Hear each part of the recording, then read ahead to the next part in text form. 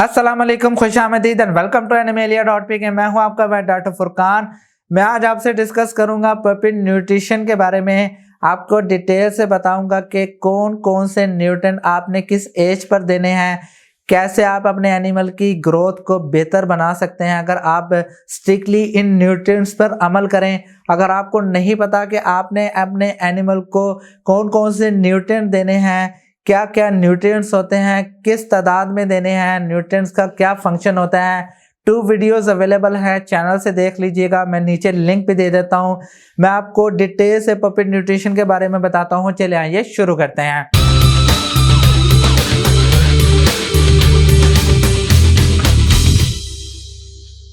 First of all, अगर आप कोई भी एनिमल, कोई भी पप परचेज कर रहे हैं तो मिनिमम 32 to 35 डेज का पप परचेज करें।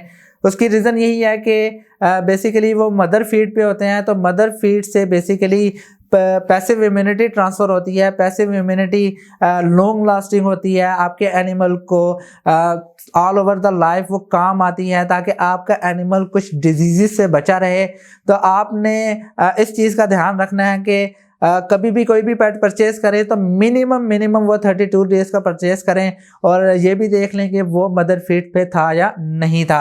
अगर सेकंड मंथ की बात की जाए कि 2 मंथ्स पे आपने अपने एनिमल को नेचुरल बूस्टर्स देने हैं, उसमें विटामिन ई है, बी है। इसके अलावा 2 मंथ्स के बाद जो उसका स्केलेटल सिस्टम है बेसिकली वो अपग्रेड होना शुरू हो जाता है।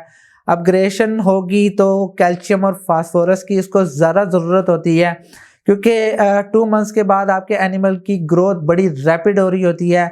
अगर ऑलमोस्ट 4 kg का पप है तो वो ऑलमोस्ट 3.5 मंथ्स तक ऑलमोस्ट 8 kg to 10 kg तक भी हो सकता है अगर आप बहुत अच्छी इसको फीड करवाएं। ये मैं आपको जो फिगर बताया है वो लार्ज ब्रीड्स का बताया है, लाइक रॉटवैलर, जर्मन शेफर्ड और लेब्राडोर वगैरह।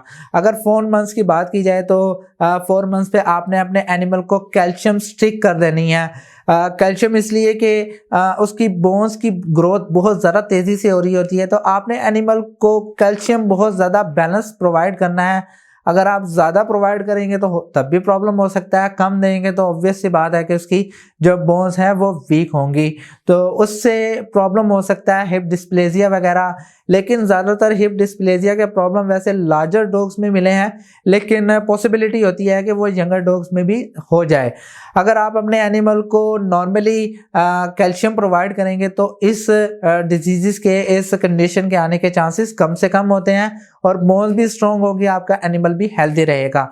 7 मंथ्स पे आपने 4 to 7 मंथ्स की बात की जाए तो 4 to 7 मंथ्स के बाद दरमियान में आपने अपने एनिमल का जो प्रोटीन लेवल है, एनिमल सोर्स प्रोटीन है, वो बहुत ज़्यादा मेंटेन रखनी है, क्योंकि आपके एनिमल की ग्रोथ ज़्यादा होने की वजह से इसका जो बॉडी मास है वो डेवलप होता है। डेवलप होगा तो जो उसका मसल मास है वो भी इंक्रीज होगा। मसल मास को मेंटेन रखने के लिए आपको प्रोटीन देनी पड़ेगी। प्रोटीन आप एनिमल सोर्स यूज़ कर सकते हैं, like fish, turkey, chicken, beef, meet.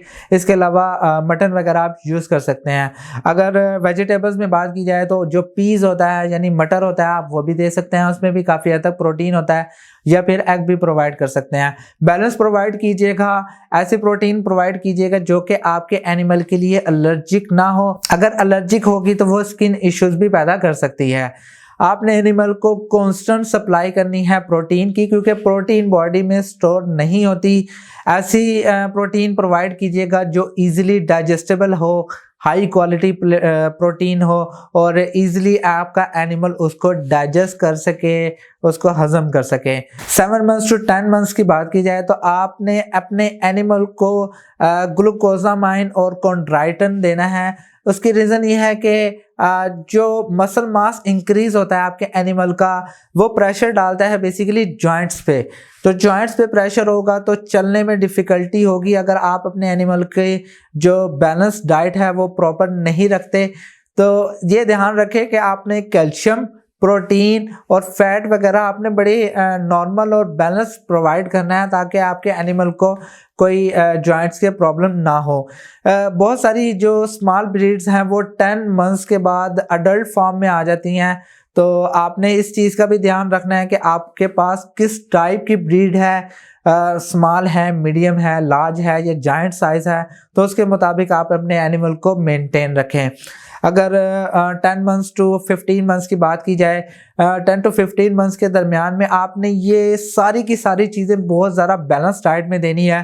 ख़ास तौर पे प्रोटीन ज़्यादा देनी है, क्योंकि कैनाइन फैमिली डॉग्स वगैरह ज़्यादातर गोश्त खाना पसंद करते हैं, एनिमल सोर्स प्रोटीन ज़्यादा पसंद करते हैं, और जो बाकी चीज़ें हैं वो आप नॉर्मली दे सकते हैं।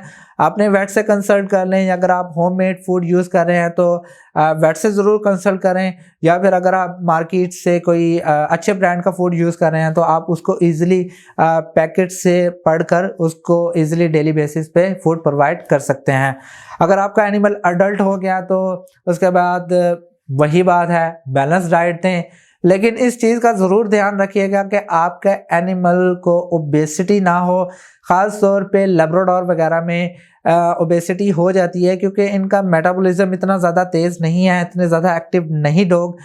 लवली है, प्यार करते हैं, लेकिन एक्टिवनेस के लिहाज से इतने ज़्यादा मतलब नहीं है, तो इनके अंदर ओबेसिटी के चांस ज़्यादा होते हैं। इस चीज़ का ज़रूर ध्यान रखिएगा कि आपने रोटी, ब्रेड, चॉकलेट या मिल्क वगैरह प्रोवाइड नहीं करना।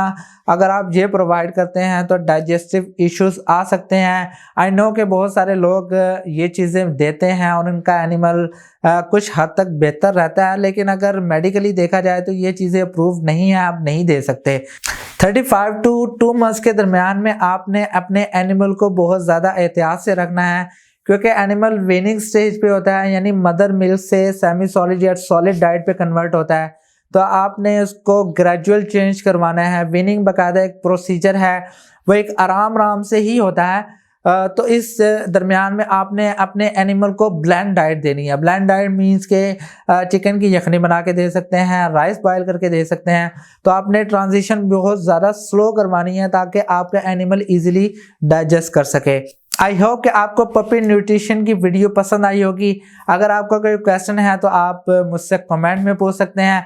आई होप कि आपको ये वीडियो ज़रूर पसंद आई होगी। अगर पसंद आई है तो प्लीज़ लाइक कीजिए, शेयर कीजिए और प्लीज़ इस चैनल को ज़रूर सब्सक्राइब कीजिएगा। नेक्स्ट वीडियो में मिलते हैं। खुदा हाफिज़।